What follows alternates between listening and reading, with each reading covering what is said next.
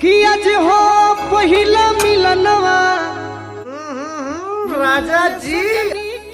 तोहार आदत छूटे न, बियाहे से पहले लेट आवत रहे मिले भी न। कम से कम आज सुहाग रात है, आजू के दिन तो टाइम से आ जाता। अरे दुल्हन, लालू भाई के जंघई वाला घरवा में न पाइप लीकेज होत रहा, वही चला गए देखे।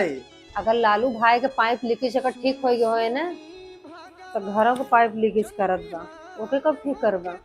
अरे जरूर, काहे ना दुल्हन, जरूर। बस 2 मिनट रुका, हम यूं गए और यूं आए।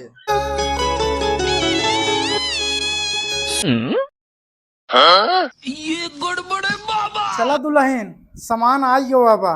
ये कैसन पाइप लेके आई है? अरे दुल्हन, तोहे मालूम बने कि तोहार मन से धूप प्लम्बर मिस्त्री हवे। अच्छा, तो हम बिना लीकेज चेक के पाइप ना डाली।